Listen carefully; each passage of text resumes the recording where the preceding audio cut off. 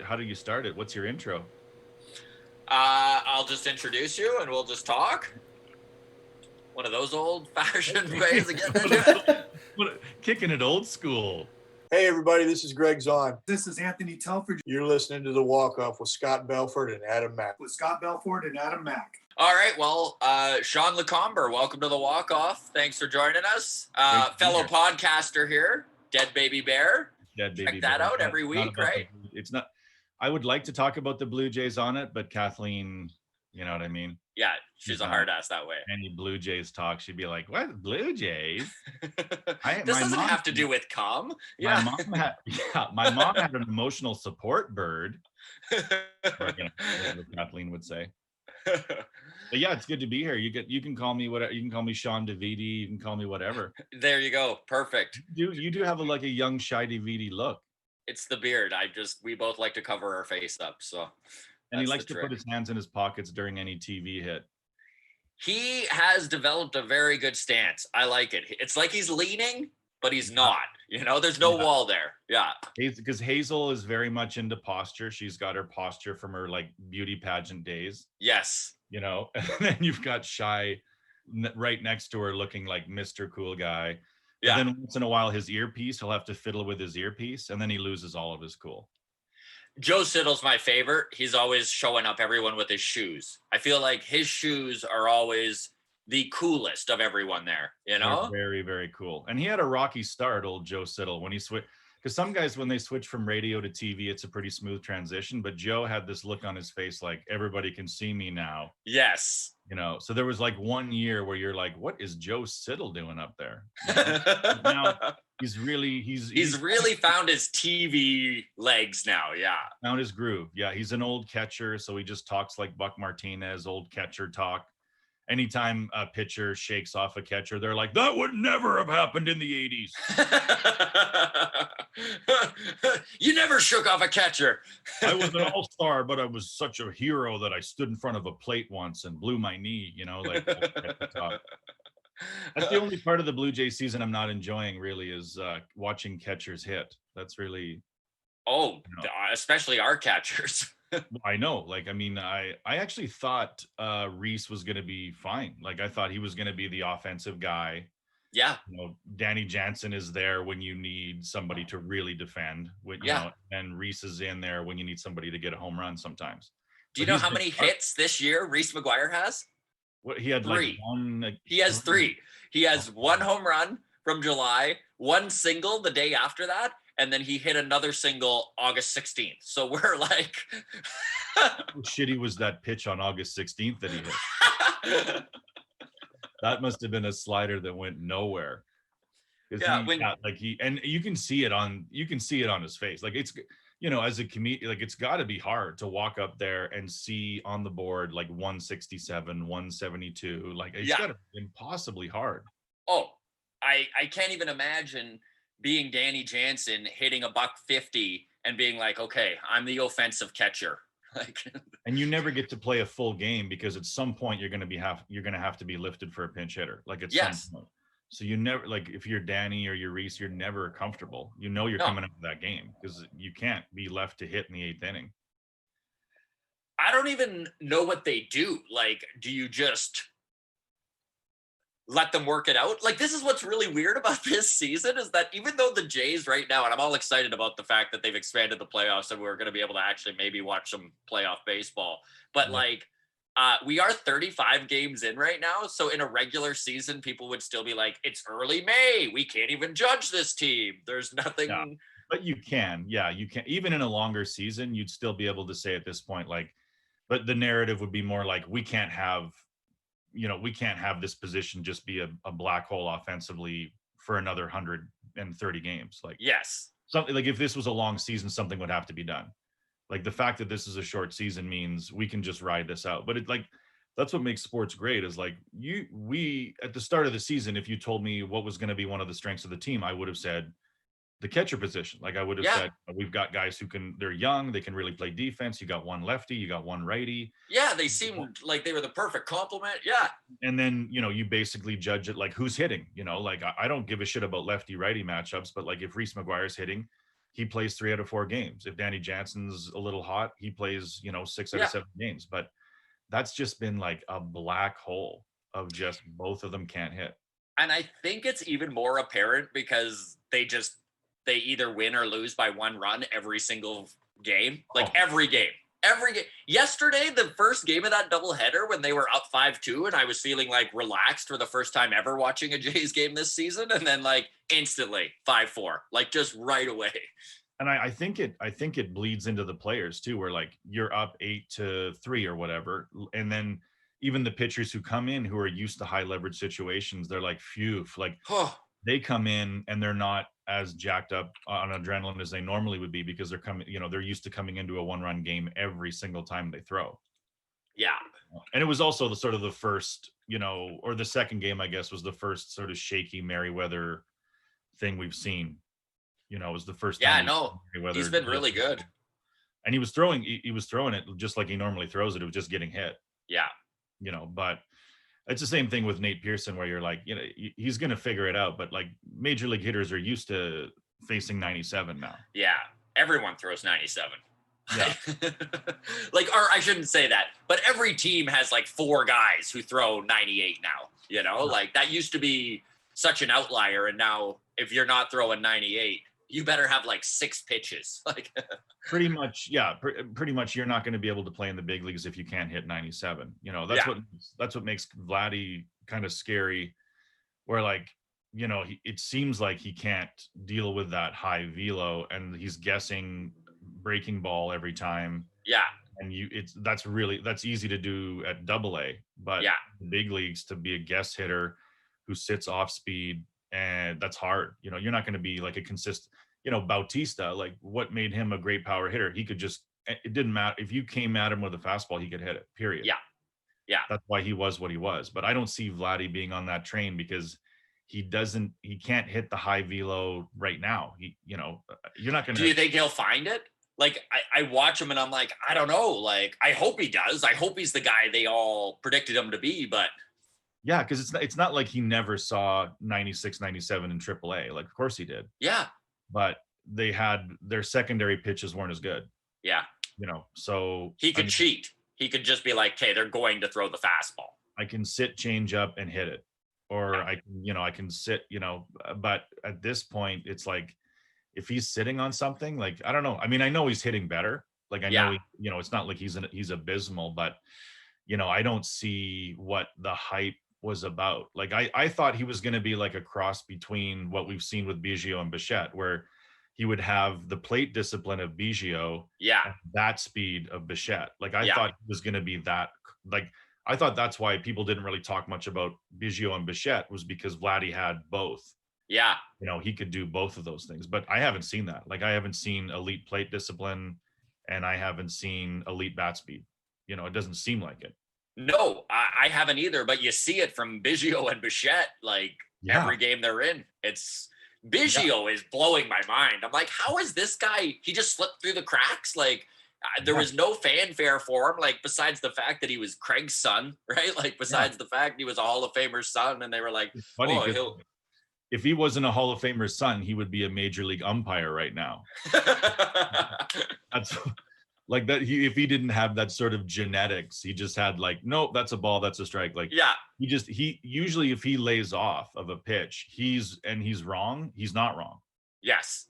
Like, he was right to lay off of that. The umpire got it wrong. Like, there were a couple times even yesterday where, like, it's 4 inches off the plate and he got called a strike and he was out, and he just like, he literally turned to the umpire and was like, that's wrong. Yeah. I'm going to walk away, but that was wrong. Yeah. Incorrect. Yeah. I know the strike zone better than you do. But I don't, he's and Bichette, just sort of that bat speed. You're not going to get a fastball by him. He's just going to get to everything. But so I guess I'm one of those guys, like, I PVR every game and then I fast forward certain at bats where players just, like, I don't like watching them on offense. Like, yes. And what, like, it's the catcher. Brandon Drury doesn't get a lot of watches from you, eh? Brandon Drury is a double fast forward. That's like that's an automatic. I'm waiting for the screen to go from 1 outs to 2 outs, because I just know this is a black hole. But at least I loved what Drury did defensively. Like Yes. he was fun to watch defensively. He could make any play. Yeah. Vladdy, I mean, I think he'll get it at first base. Like he's got pretty good hands. I just don't think he has a great like baseball IQ. No. Some guys, it's you see the same thing in every other sport where like, at that elite level, a certain amount of intelligence is required. He's no Vlad Senior, that's for sure. No. And I mean, maybe he'll be great when he's 24 and this podcast will look stupid. Yeah.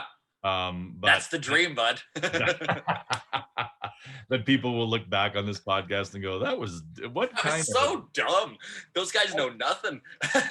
But watching them now, I'm just like, I don't know necessarily what the hype was about. Like, I know he hit a lot of home runs, but a lot of ground balls, and then you're huge, so you're not going to beat out anything. You're going to do a lot of double plays because you don't have speed. So there's so many things working against him where he doesn't have great defensive instincts. He doesn't have great base running instincts. He obviously has enough holes in his swing that teams have, especially in his own division, teams have figured out how to neutralize him. Yeah.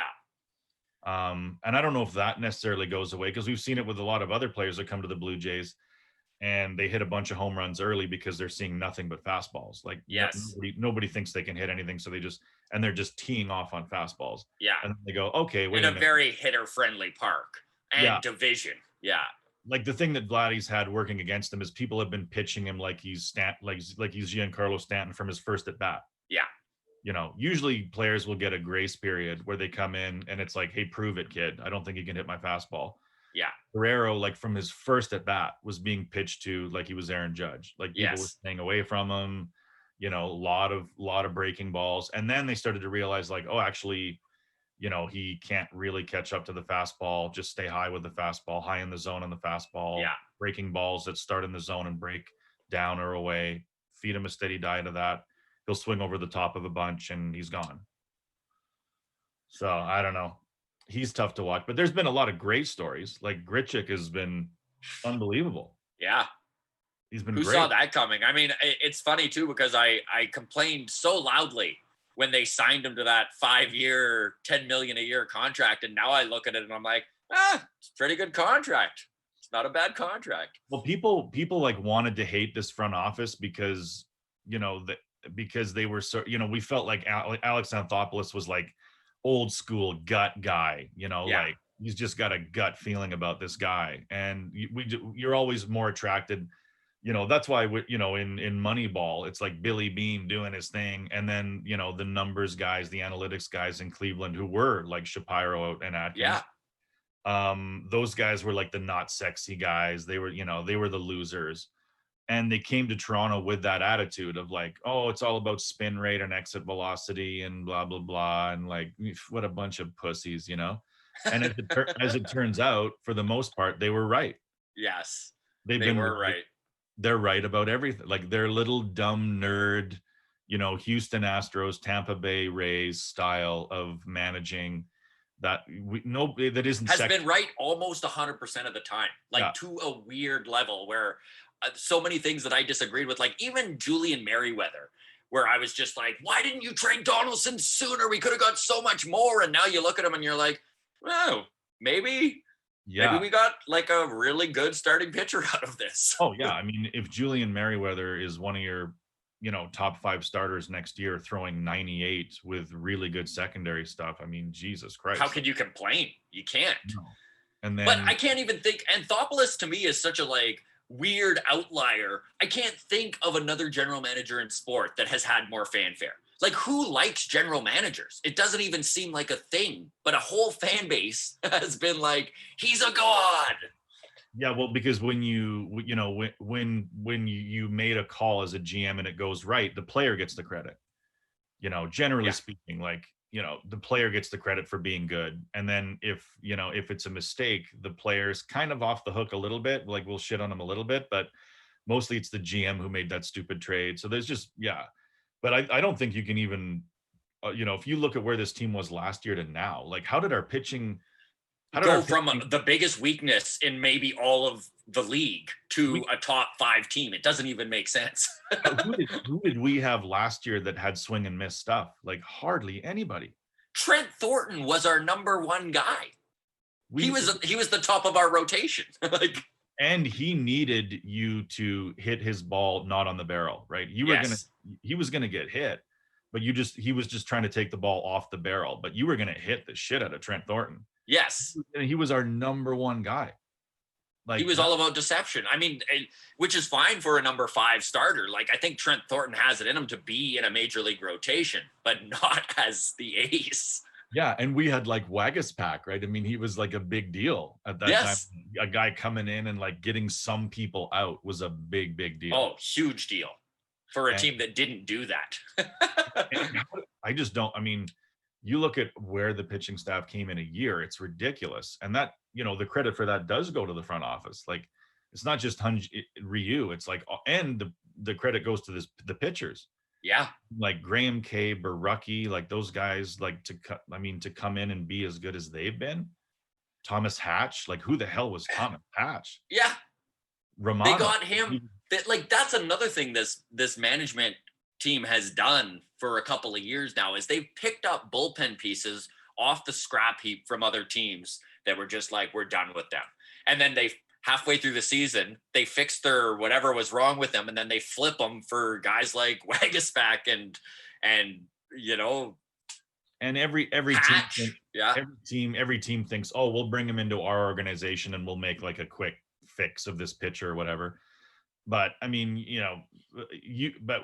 even Stripling, right? He started, they just like the spin rate on his curveball. Like, it was just like little details that they go after. And they're like, okay, if he throws that pitch more, but statistically it's going to work out. And then it does. They've been a lot more. I mean, of course, they've been more fun to watch because they're not losing, they're winning sometimes. Yes. And the close games is just because of their pitching. The strength of their pitching is the reason that they're playing in close games all the time. Like, it is. How many laughers have they had where they were losing by a ton and then just lost by a ton? Like, I don't know. Like, even when they got down 8-0, they came back. I think the only one I can think of was when the Marlins went out and partied in Atlanta and all got corona, and then they had to cancel the series against the Jays. Yeah. And then they played Atlanta, so they were on like a 10-day break or whatever from their pitching staff, and they lost that first game 10-1 or whatever. But that's the only one I can think of, yeah.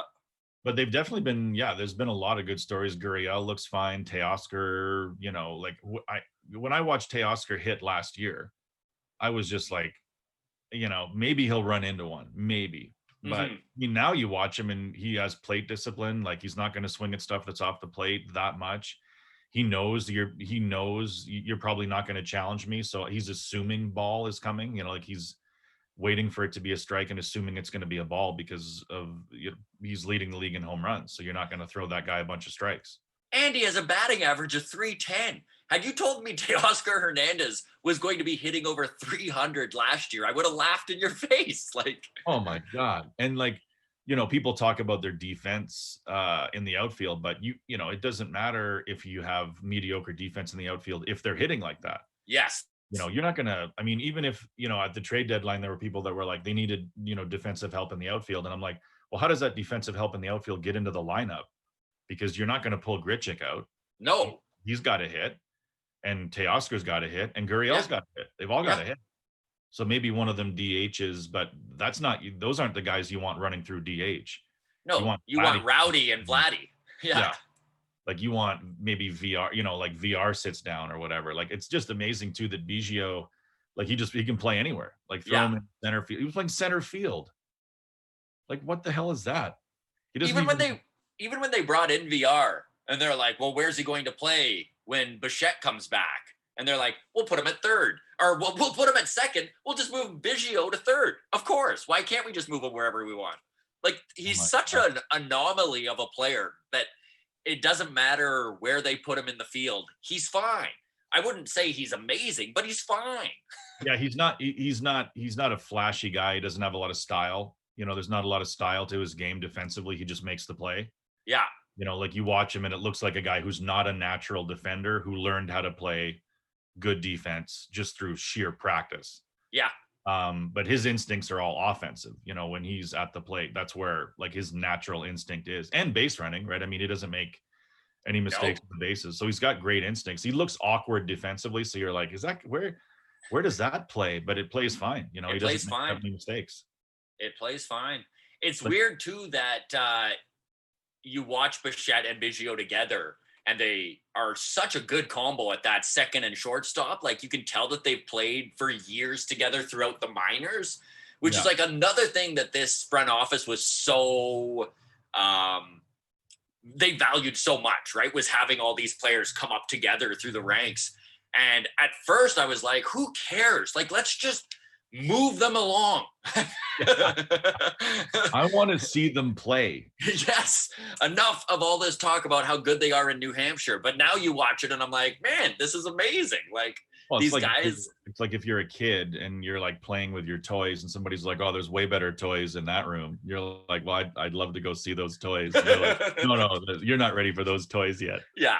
You're going to be like, no, give me these new toys. You know, like, why would you bring up the room? Yeah. I just want to watch them play. And you're like, I don't care about their development. Let me watch them play and then critique their mistakes. Yes. That's what they need, is the glaring light of people every time they make a mistake saying, get him out of the game. That's right. Screaming, we don't want Drury on this team anymore. And I love the condensed schedule too. Like the fact that there's like baseball every day. It's either baseball every day or a doubleheader. It's just great. I don't know how you feel about the 7-inning doubleheaders. I'm all for it. I think they should stick around with them. Like, give every team 4 of those. I even, based on the way pitching is valued money-wise, I think they have to stick with a runner on second in the 10th inning. Like, you don't see that going away, eh? I don't think so, because like there's so much money in pitching. Like, you've got so much money invested in these pitchers that you can't have like a 19-inning game where you're running position players out there and they could get hurt. Like, you've got a catcher who can pitch, but if he blows his elbow out, that's $15 million gone for the year. Like, I don't know if you can go back to that sort of just like, here's that, because extra innings do more so than any other sport, like they tend to go a long time. Yeah, they can and you don't see it. Like, that's one thing that they've eliminated this year, is that I think, and the Jays have played more than any other team in extra innings. I think they're at like 9 games in extra innings, and only one of them has gone to the 11th, which, I mean, if you take 9 extra inning games last year, they're all going past the 10th. and also, like, how quickly did we get used to it? Like, the first week that there was extra inning baseball where there was a runner on second, everybody's like, oh my God, there's a runner on second. Yeah. Oh my God. What are they going to do? And now we're like so used to it that it's like you basically count that run as already in. Yes. Like now you just sort of go, okay, that run is already in. Let's assume that run is going to score for both. We need to score 2 is the mindset. Yeah. Yeah. So now it's already sort of not a panic to see that runner on second.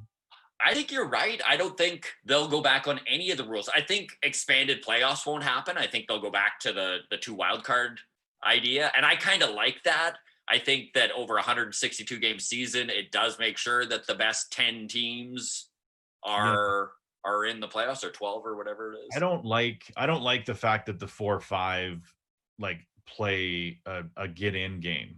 Mm-hmm. I think you have to respect the team that finishes 4th. Yes. Like that team that was, maybe didn't win their division, but it could be like a, Yankees Rays thing where they both had amazing seasons. Yes. And, the Rays were 3 wins short of the Yankees or whatever. They shouldn't have to play like a 5th place team for a 1-game play-in if they were like 20 games ahead of that team or 15 games ahead of that team, like wins. And the AL East is the prime example of that. And it could switch, but I just don't like the fact that your 4th place team, I understand respecting division winners, but to me, that 4th place team should be, automatically in. Like, so either go back to just 4 teams, because that's not even a play. Like, you're not going to make trades at the deadline or make anything happen if you're going to finish 4th or 5th, like for a 1-game play-in. Yeah. I don't know. I don't mind the idea of, you have the 4 teams, or I think they might stick with an expanded, just because you're going to have so many markets think about how many markets we have now. Like, the Players Association is definitely going to push for expanded playoffs, because right now, there's only so many teams that can get in, and then everybody else doesn't spend. That's true. And it would fix that problem in baseball of always 1/3 of the teams rebuilding, which is such bad baseball to watch. Like if you wind up, like if you're a Baltimore Orioles fan, this is a nightmare 5 years. Like, because you're not going to bring your kids into it, right? No. I mean, why would you cause that sort of emotional damage to your child? Yeah. Well, I just mean like organizations aren't even bringing up guys from AAA and AA. Oh, right. Yeah. They're the kids in the farm system, right? I thought you were meaning, indoctrinating new Orioles fans. No, you wouldn't want to bring your child into Baltimore Oriole fandom. That's for sure. Watching Chris Davis, like every time Chris Davis swings, that you have to tell your kid, well, son, we live in a world where he just got paid $10,000 to do that. Yes. Like that's the world we live in. Chris Davis just got paid 10 grand to swing over the top of that breaking ball. And you're gonna have to work your ass off at McDonald's all year to get that. Yeah. And Chris Davis just he was the choice over Manny Machado, son. This is oh my God. Like sometimes I wonder what it's like being like Chris Davis's wife. Oh. Where Chris comes home and so how was the game? But then you get a check and you're like, oh my God. Like it has to feel like you're robbing somebody. Well, he kind of is. I mean, I cannot think of a worse contract in the history of baseball. Oh my God, is it horrendous? And then, like if I'm the owners, every time the PA talks about like, this is bullshit, we got a raw deal, I'll be like, look at Chris Davis. This guy makes 21 or whatever it is. Yeah, 24 million a year. Yeah. 24 million a year. And he's a plus defender. Like, okay, 24 million a year for a pretty good first baseman who cannot hit. Who cannot distinguish a breaking ball from a fastball. It is insane. I don't even know how, like he hit 50 home runs 2 years in a row. Like, how do you just lose that?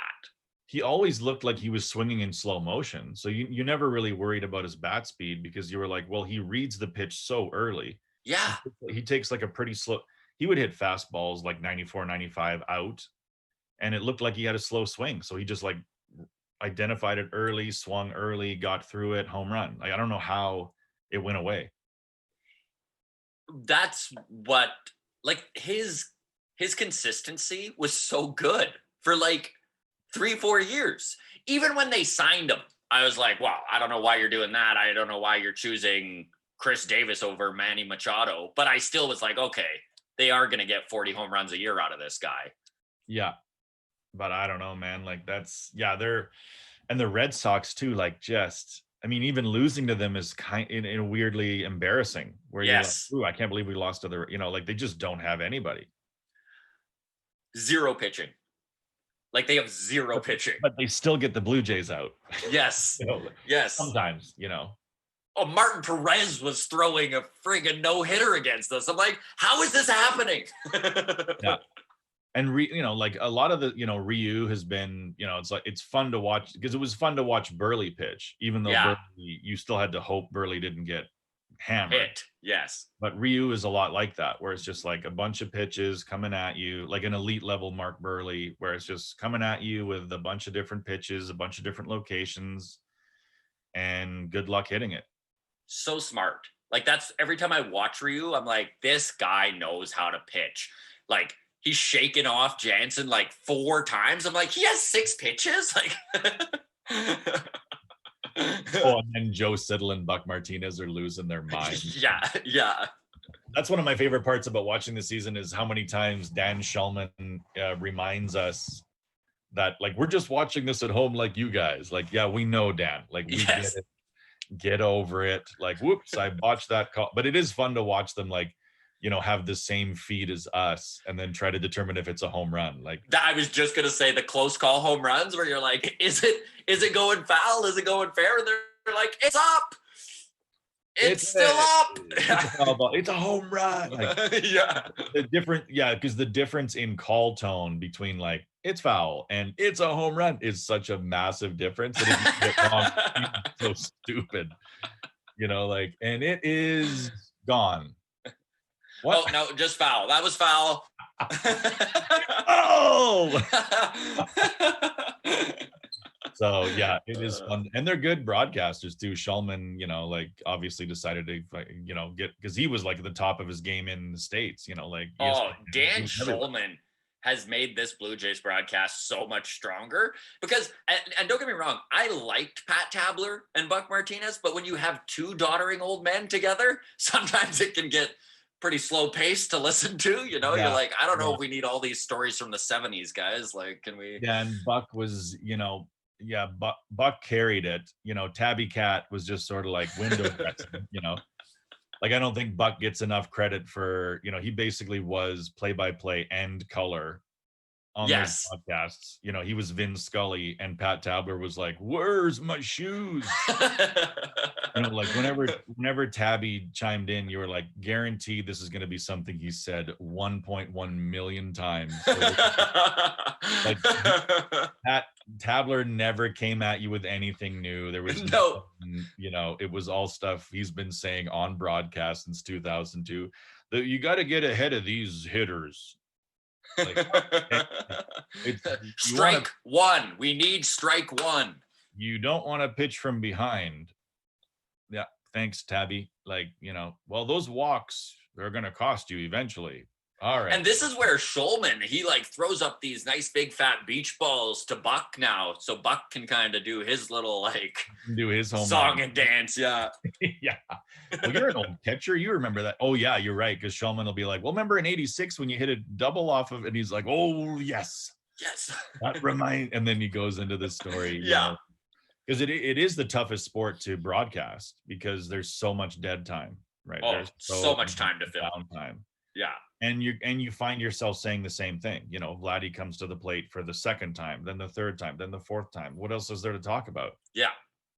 There's nothing else to talk about with his swing or whatever. Biggio, well, he's got, how many times, every time Biggio comes to the plate, they talk about his plate discipline. Like, yes. 4 times every day for whatever his 15-year career is like, well, this guy's got a good eye at the plate, like thousands of times over and over again.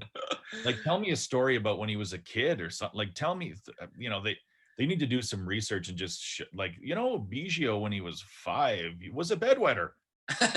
Or just these are the hard-hitting facts we need to know. He's going to be coming to the plate 4 times, like 162 games, 4 times a game. Tell me some stories. Don't just tell me he's got a good eye a million times. But that's Tabby's well. That's where Tabby Cat goes. And he was on Epstein's Island. A lot of people don't know that. Tabby is definitely one of those guys where if you saw a picture of him with his arm around Jeffrey Epstein, you wouldn't flinch. You wouldn't flinch. You'd be like, oh yeah, of course Tabby. Not Tabby Cat, yeah. Of course Tabby was, somewhat pals with Jeffrey Epstein. And now he's like stuck in the States or something, right? He can't do the broadcast because he's like stuck at home. Stuck in Cincinnati. But he was getting pushed out a little bit, right? Like Shulman came in and started doing more games and more games. At first they're like, it's going to be a 3-person broadcast. And then 1 year later, they're like, it's COVID. Sorry, Tabby. You can't come back to Canada, thank God. No, I mean, I don't mind Tabby, but yeah. Oh, me too. You're right. That was a weird broadcast where it was just Buck and Tabby for 3.5 hours and then throw it back to the studio. And especially now that they have to do like reads of ads and stuff, like Buck, you can tell is like, what do I have to say about Booster Juice? What inning was it that I was supposed to say Booster Juice? Oh, poor old Buck. But he's pretty good. He's a good broadcaster, old Buck. Yeah, he is.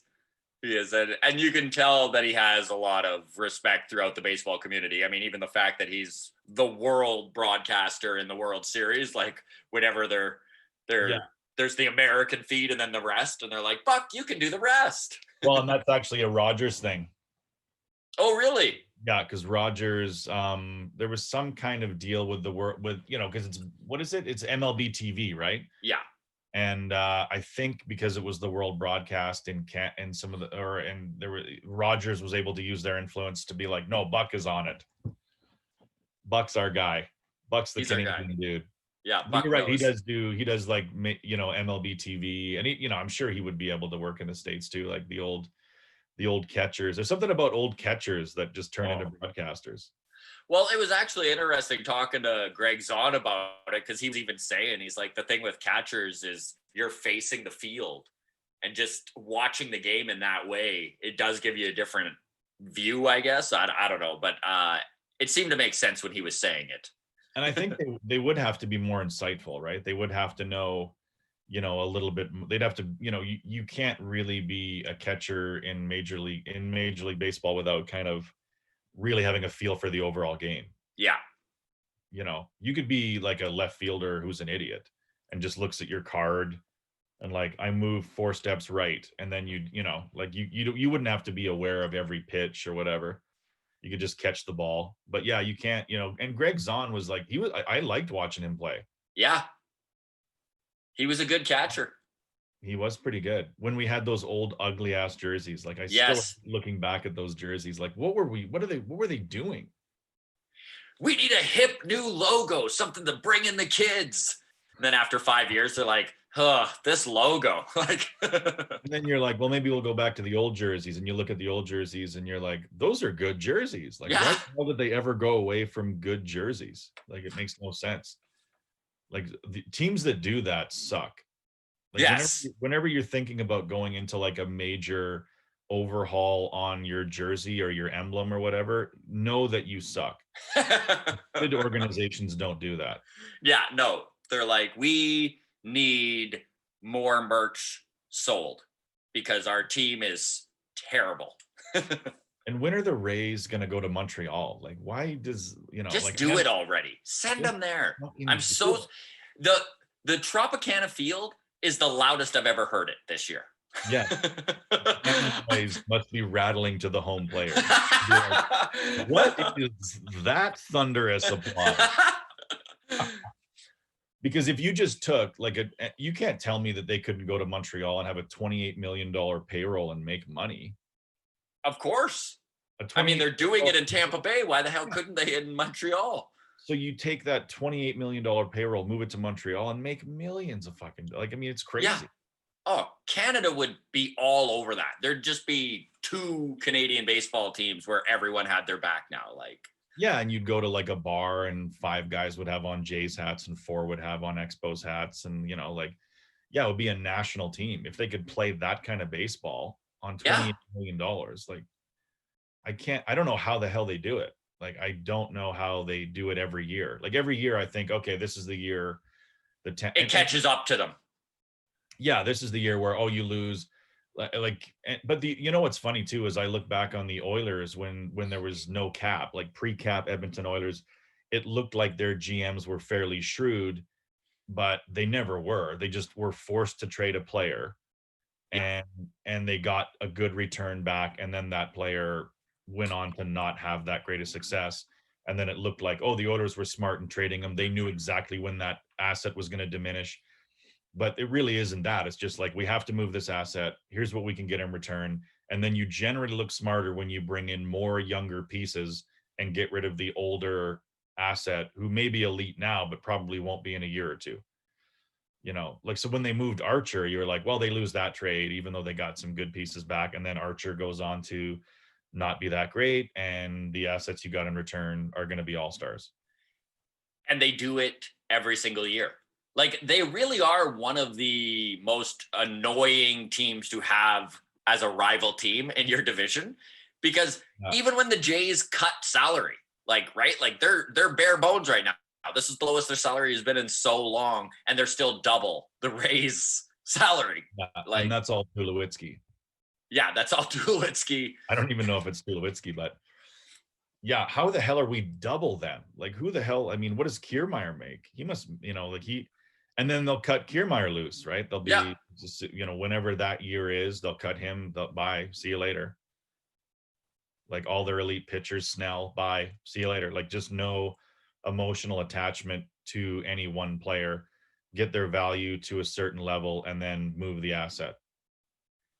They have an eye for talent that is just ridiculous. Like the amount of times that I see a guy come out of their bullpen and just be dominant and be like, who the fuck is that? Like, I've never even seen this guy. They're like, oh yeah, he was selling tires last year. And now we've taught him how to throw a changeup. And now he's dominant. They're definitely skilled management, but some of it too is like the homework's already been done. Yeah. You have an asset that's going to be a free agent in, not next year, but the year after. So move him now to maximize the return. And then you look at the New York Mets and say, who are their top three? Who's willing to give us somebody in their top three? And then you make the move, and that player is going to be good. There's a reason why he was one of the top three prospects in that organization, so it's just like and then they always have a young team, and it's just amazing and as a Jays fan, you're watching and you're like, why can't we win in Tampa? And it's like, well, because they're always good. That's why we can't win there, because they're always fucking good. It's unbelievable. Yeah. Even the Yankees sometimes take a year off. I wonder if part of it is there's never that arrogance or that confidence of I know best. They just stick to the numbers and they stick to the metrics, and they're just like, this is going to work for us in the long run. They never have that guy in their management that's like, honestly, I've got a gut feeling, like they're like, no gut feelings. We have no gut feelings. We have numbers. You can't win. And when you can never beat somebody with your wallet, you have to be like, okay, we've got to be better than everybody in this area, because we're never going to be able to outspend anybody ever. Yeah. So we just have to be better in this other area. And I'm sure other teams are like, hey, guess what, idiots? We do the exact same thing the Rays do. We did the exact same thing the Astros did. The Astros and the Rays got a ton of credit for it because they're winning or winning more than their payroll suggested. But make no mistake, every team operates exactly the same way. I mean, they have to. But I just think they're doing something right. They're doing something different. You can't win this many years in a row with this small of a budget and not be doing something right. I don't know. And they were the first team to go to sort of like opener bulk guy, right? Like, were they not? I think they were. Yes, they were. So they were the first team to shift. They were the first team to use 4 or 5 outfielders. Like they were the first, like everything that they were the first right across the board for almost everything. And then everybody just copied it. So everybody would have, everybody would have copied what they did on the field, and everybody would have copied what they did off the field. Like they would have said, what are they doing? Who are they bringing in? And then copied everything, Yeah. So, I mean, but it's so smart to have, an opener, a bulk guy, because then you don't have to spend on starters in free agency, right? You just sort of like internally, and you don't need guys who can throw 5-6 innings. You just need more guys who can throw 1, maybe 2. And that's a lot easier to do, because now you only need 2 pitches to do that. So now I can bring in a bunch of guys who only throw 2 pitches, but have, they can throw hard, and they have 2 pitches, and I only need them to throw 15, 20 pitches. And seeing the Blue Jays do it, sometimes you're like, I don't, like you watch Montoyo pull a guy after 5 innings when he's only thrown 70 pitches and he's in a groove, and you're like, Gibby, I think that's why Gibby was gone, right? Is because the management came in and said, hey, we love having you around and you're a great guy, but starting next year, we're kind of going to run things like this. We're kind of going to pull guys after 5 innings because we just will not have pitchers that go a third time through a lineup. And he's always been a guy who's very loyal to a fault to the players. Like there were times where I'm like, can we bench this guy? Like, I get that you're trying to show confidence in him, but can we just sit this guy down? But I always thought Gibby had a great feel for the bullpen. Like I always thought he had a great feel for when to pull a guy, when to bring a guy in, who to bring. I thought so too. Yeah.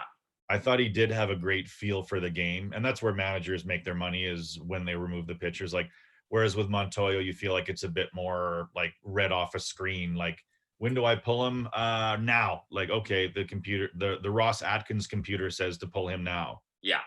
You know, like you can tell that the way that the club is managed now is more of like Shapiro, Atkins, Montoyo, like in concert. And I know Montoyo came from Tampa, so he's like familiar with this, but yeah, it's got to be weird to be a manager where you're like, I'm in the dugout, I can see how a guy's pitching, I can read the bats. I don't want to read, I don't want to pull him out of the game, but Yeah. it's like, this is how we do it now.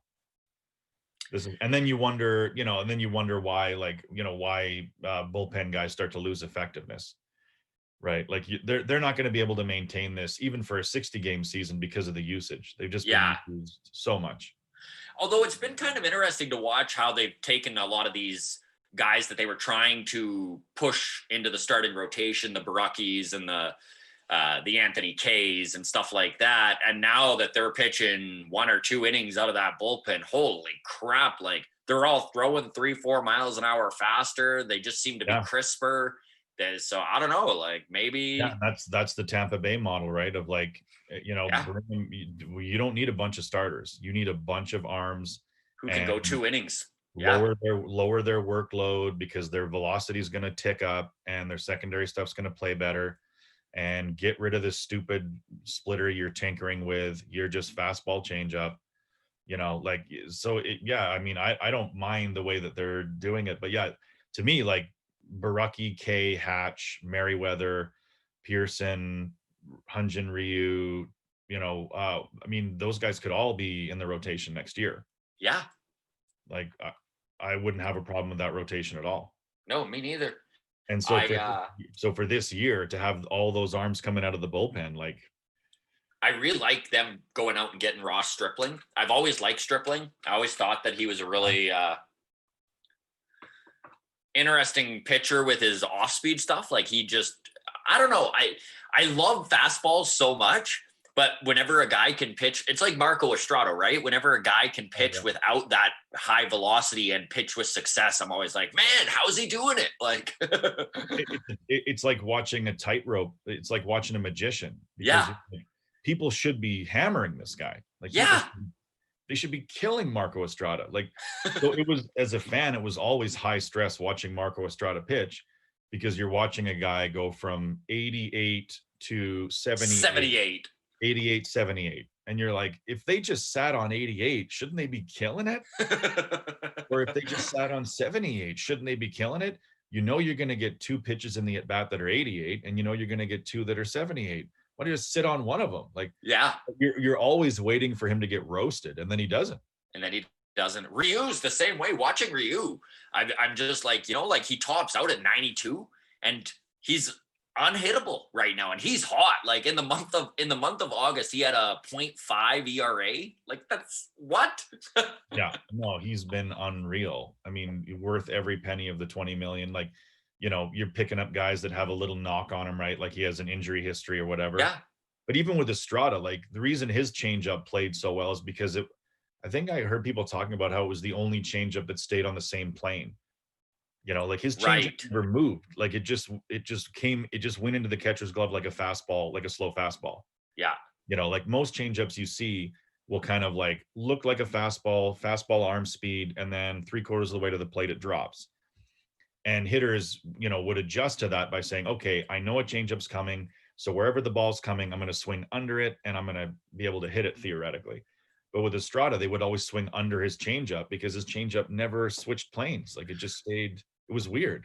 For 2 years, he had the best changeup in baseball. Like that 2015, 2016 season when they were in the playoffs, it was unbelievable. And you could watch how frustrated opposing players would get, which was part of the allure, I think, is like they'd be going up to they'd be walking away after a strikeout being like, how did that even happen?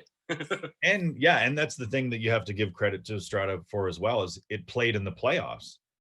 Like even in those tight situations where every pitch mattered, he could still be dominant with 88, 78 over and over again. Like it didn't make any sense. But yeah, Ryu is a bit like that, where you're watching just sort of a magician out there. He's not hardcore athleticism. He's not Nate Pearson. He's not like every movement of everything is, diagnostically tested to perfection. He's just out there kind of like winging it. And he's a lot. I mean, there's a lot of Asian pitchers that have all those pitches, that like, you see them come over from Japan or from South Korea and they all throw like 7 different pitches. Yeah. But to watch Ryu have 6 pitches and locate every single one of them wherever he'd like, it's crazy. I kind of wonder why the Dodgers let him go.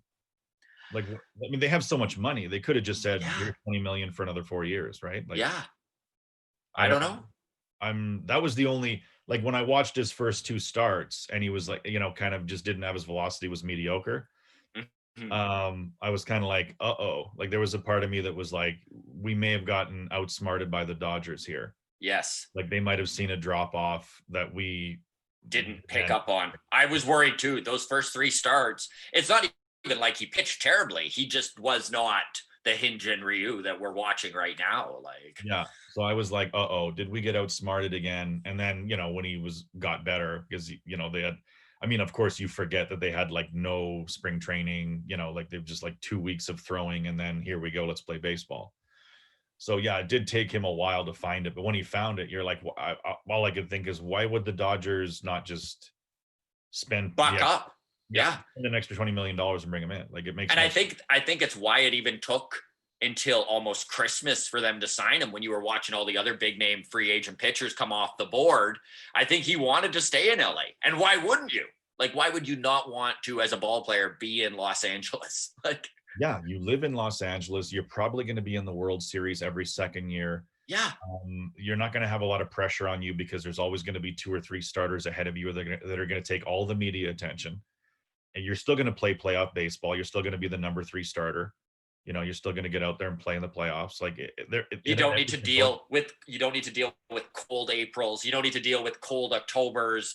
It's the perfect setting for baseball. You're not in the AL East where you're going to be facing beasts that are going to make your ERA look Yeah. Like that's a big deal for pitchers, right? When you're like, why would I want to go to the AL East where I'm going to have to face, I mean, not the Red Sox this year, but generally speaking, the Yankees, the Red Sox, the Rays over and 17 times each. Yeah. I don't want that. Like I'd way rather play in the NL where most of these other teams are not in our league. And I mean, obviously the Orioles and the Jays are just kind of in different areas of their rebuild. But I mean, even they have very hitter-friendly parks. You go back just a few years, they were hit. I mean, both the the Jays and the O's still hit bombs all the time, even if they are, third or fourth or fifth in the division. Yeah, it's just that's all they could do. Yeah, it's funny to look back at the playoff teams and see like the Jays, whatever incarnation it's been, have always lived and died with the home run. And maybe that's just a baseball trend or whatever, but it's pretty much all, since I've been a fan, it's like either we're hitting home runs and we're winning or we're not hitting home runs and we're losing. And that's literally been the Jays for 10 years, like for a decade. Sort of like, they've got some guys in now. And it's funny because people used to bitch about Gibby during that era of playing station to station baseball. It was like this guy gets on, he's not going anywhere. He's going to stay on base and the next guy's going to try to hit a home run. And everybody shit on Gibby for like that approach and not having anybody who could play small ball, never putting down a bunt, never putting on a hit and run, never trying to steal.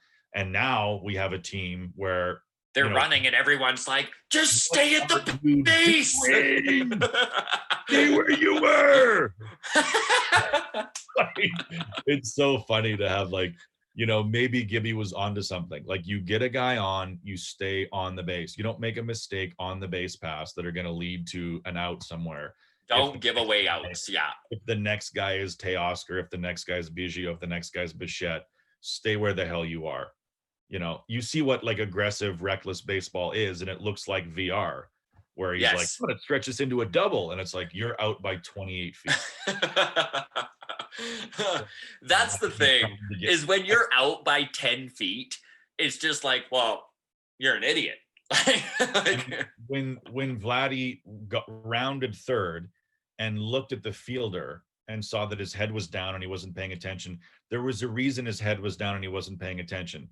because he knew Vladimir Guerrero Jr. was at third, and there was no way he was gonna, oh, wait a minute. And and then there's no fans in the stands. So one guy goes, he's running for some reason. Yeah, the whole field hears it. Yeah. Hey, he's running for some reason. He doesn't even have to yell it. Just like, No. excuse me, he's running. Like, oh, he's running? Like, Oh, goodness. Yeah. Oh, sorry. I shouldn't have been looking down. I'll throw him out by 16 feet. Like, what is he like? You can't run. You're not a runner. Like, you got pulled off of third. I mean, I think he got yanked. Do you think Montoya was like in a rage and moved him from third to first because he came back fat? That is a good question. I don't know. I figured that it was more just they had been planning on putting Travis Shaw at first base and was like, well, why are we doing this? Like, we know Vladdy's going to move in 2 years, so why are we trying to make him a third baseman? But maybe you're right. Like, maybe Montoya was like, what the hell? We already went over this. Like, I really think that's what happened, that he came into spring training strong. Interesting. Yeah. And then, because they didn't announce that he was going to move to first, in spring training, when they thought baseball was just going to go off. It was when they came back after the break, it was like immediately announced that he's moving from third to first. And then people start saying like, oh, it does look like he's gained 20 pounds. Mm-hmm. And so Montoya was probably like, I told you last year, if you're fat, you're not playing third, Yes. No range, you can't move, why just can't have you there. We're going to move you to, and then poor old Rowdy Tellez. Yeah. Gets caught in the middle of it, where Vladdy comes back fat, and now Rowdy gets to play half of the games he was going to. if Vladdy was still in shape. I've been impressed with Tellez forcing the issue. He's definitely making Montoya put him in the lineup. Like, he's hitting some deep balls, and I feel a lot more comfortable when he comes to the plate in that bottom, when he's batting 6, 7, 8, something like that, than Joe Panic, or not that Panic's been terrible, but you know what I mean. I'm also more comfortable with Tellez at first than I am with Vladdy, because normally you just don't think about a first baseman defensively. Vladdy might be the first time where I've thought about what a first baseman is or isn't doing defensively. So when Tellez is in the game, you're just like, oh, he was at first, Tellez, and then I never think about it again. He's going to make the plays he's supposed to make. He's going to make the reads he's supposed to make. He's going to go to the bag when he's supposed to. He's going to try to field it when he's just going to do what he's supposed to do. It's not that, like, even though you hear a lot in broadcasts, like, first base is no piece of cake. Like, well, obviously it kind of is, because that's where the fat guys go. Yes. Like, there's a reason that's where the fat guys go, because it is the easiest position to play athletically. Yes. Right. So it shouldn't. You don't need range. You don't need all this stuff where you need at third base, right? No, so it's just like, okay, the play's over here. I go to the bag. Like, what do I do now? Go to the bag. I don't know. The ball got hit to this part of the field. Where do I go? The bag. Go to the bag. Just always go to the bag. That's what you're supposed to do. Go to the fucking bag. The reason we started thinking about what a first baseman does defensively is because sometimes Vladdy didn't go to the bag. You're like, it's the first. So it's like, well, it's a hard position to learn. Is it? Because the only time I see a guy fuck up is when he doesn't go to the bag, when he, like, a ball's hit into the hole and he dives to get it and he misses it by 18 feet. And then nobody's at the bag, and the pitcher has to run over, and he's a little bit late. Yeah. But I don't know. So I like Tellez defensively, and offensively, I probably like him more than Vladdy at this point. Like, I feel like he might hit one out of here. Mm-hmm. Whereas with Vladdy, I'm thinking he might hit one hard enough on the ground that he finds a hole. Yeah. Which has kind of been his MO this year. It's been weird to watch a guy who's been spoken about his power so much, like it's all they ever brought up when he was coming up through the ranks, and to watch him hit the odd double, like, it's so rare you watch him hit one out. I think he has 4 or 5 home runs, but I mean, the next time the Jay, like, if next year when there's an all-star game, Bichette is invited to the home run derby, I will fucking freak out. Every time one of our hitters does a home run derby, it's over. Like their Yeah. career's over. Their careers over. It ends careers. You Yes. know? Like, I mean, Vladdy Guerrero went to that thing and just like hit it out of there, like, you know, nothing. Like it was nothing. And then came back and really hasn't been able to hit one Since.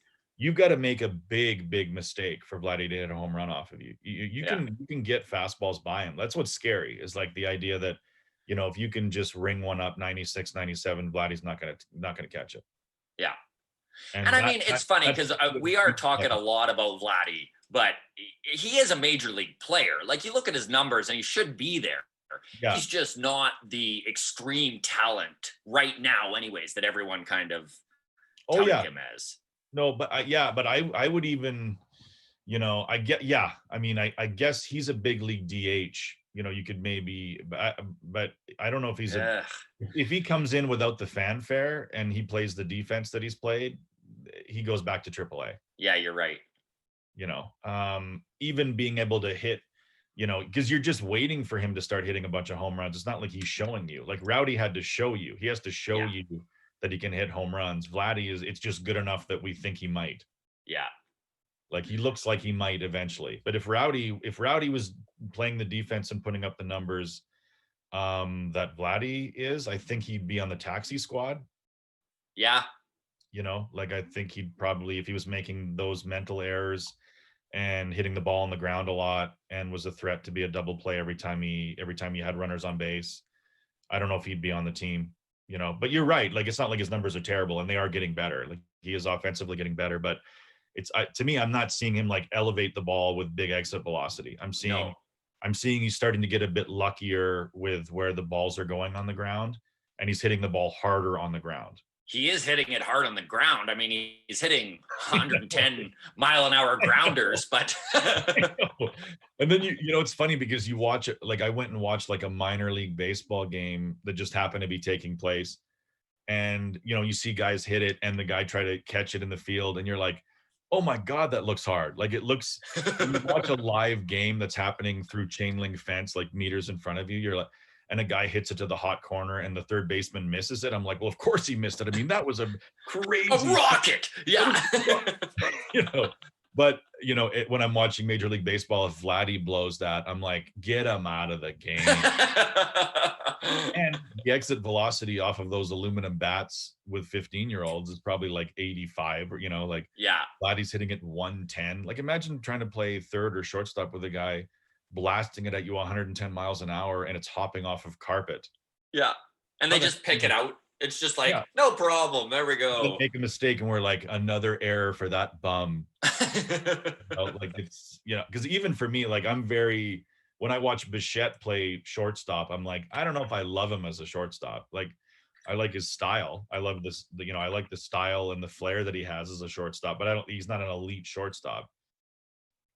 No, agreed. But I mean, to me, I don't give a shit. He's not a liability, but yeah, he's definitely not an elite shortstop. He's just fun to watch.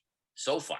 He's just fun to watch play offensively, defensively. He's just fun to watch. And those are the guys, like, I don't care if you're like, you know, the greatest shortstop ever. Like he's fun to watch. He's like a Tony Fernandez. He's got like no arm strength. It's all just like coming out sidearm and looping. Yeah. And then every single time the first baseman catches it, the guy's out by half a step. Yeah.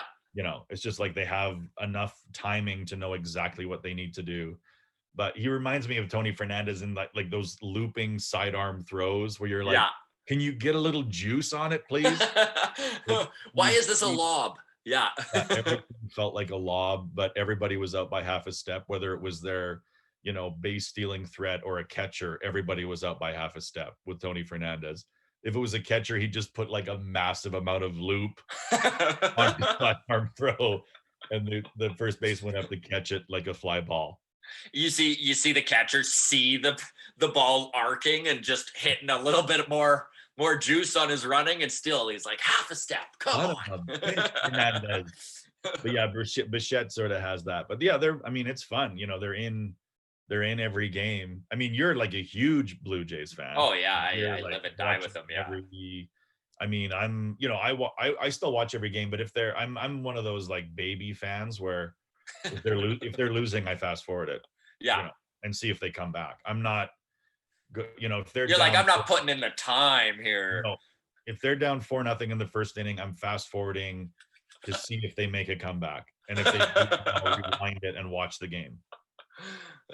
That's kind of a weird way to watch it, where you're like, okay, they do come back and tie it. I'll rewind it to where I stopped watching and then start watching because I know they come back. Yeah. I can't watch the team I'm cheering for lose. It's a good way to avoid a lot of emotional energy being spent. Yeah, it is. It's a great way to do it. Where I'm not mad. Like if they're down 3-0, I'm like, forget. And a lot of times, what I'll do is I'll watch our pitcher. Like I'll watch our entire defensive inning, and then I'll fast forward our offense, and unless somebody gets on base, gets on base, and then it's all right. Time to watch baseball again. Yeah. If they're like 1 out, 2 out, 3 outs, I don't need to see that. I don't need to see Vladdy swing over the top of any more fastballs. Yeah. Well, what I'm going to do now here, we're going to wrap this up. But before we let you go, buddy, they're looking like they're going to make the playoffs. Do you think if they do, and they're not in 8th, so they don't have to play the Rays, let's say they somehow manage to stay ahead of the Yankees, is that how it's going to work? Is it like 1st, 8th, 2nd, 7th? I'm pretty sure that's what it's looking like. Yeah. It's not going to be like a divisional breakdown. It's just no. I think it's literally a 1-8 scenario. I like that. I like that better. And it's a 3-game series for that first round. Do you think they can get past the first round? You know what? Even if it's the Rays, they could. Yeah. Like I think, but I mean, you go Ryu for games 1, Taiwan Walker, and then literally a bullpen day. Like you literally would have the Blue Jays' 3rd starter in that game is going to be, some combination of Merriweather, Hatch. Yeah. That's going to be that game, the 3rd game. And I like that game too. Me too. So to have Ryu, Taiwan Walker, is that how you say his name? Taiwan Walker? Taiwan Walker, yeah. So the Taiwan Walker, Ryu, and then that elite bullpen day as those are your 3 games. And I know Tampa comes at you with a lot, but I think it'll be a close game. Even if it's Tampa, it's going to be close. It's going to be, we always play close games with them. So even if it's an 8-1 scenario, it's still a toss up. Yeah. And then if there's going to be so many more upsets this year than there's ever been. Like it's going to be weird. And then if we finish second, like if we end up playing, who are the other division leaders? It's like the Twins, right? The Twins. Yeah. So it is the Twins, and then the A's. Yeah, man. Yeah, and I mean everybody says, "Well, the Dodgers, you're not going to beat the Dodgers." Why, But I mean, you could. That's what's great about sports is like one key injury and now you're a different team. Like if your ace isn't going to be ready for the World Series, you're a different baseball team. Right. So it's Chicago. So it's the White Sox and it's Cleveland at the top of the Central, and Minnesota is half a game back. So that's a pretty good division there. I feel like we're going to be 8th and play Tampa and we could win it. I don't think we're going to beat out the Yankees or I don't think we're going to catch the Astros, No. I don't think we're going to catch anybody, But we're 21-17. The Astros are 21-16. I mean, no, it's close. You just feel like we're probably going to settle into that 8th spot, hopefully. Yeah. But I mean, you could start to lose and then, the Tigers keep winning or whatever. Yeah. But the Yankees are going to figure. I mean, I'm glad we're playing the Yankees now before they're back to 100%. Yes. And even if Judge and Stanton were back, usually with bats like that, it takes them, a week or 2 to get back to where they were. Yeah. Oh, facing them without Judge in that lineup every day. Give them to me every day. That's great. Yeah. There's going to be no Judge, no Stanton, and no Urshela, I think. Yeah. He's out. Yeah. So you've just got to work around Voit and, obviously they still have a great. Oh, they're still a great lineup for sure. Yeah. And they can pitch, they're built to pitch. They're built to kick your ass too. So, but even with James Paxton being injured right now, there's some holes in that lineup. Yeah. It's going to be fun to watch. Awesome. All right. Well, let's wrap it up here, buddy. Thanks so much for joining us, my man. Appreciate it. With the long way down from Greg's on, but you held your own. You can't catch, but You held your own. Perfect. All All right, right, thanks. Sean. Yeah, we'll see you around, buddy. All right, take care, buddy. Okay, take care.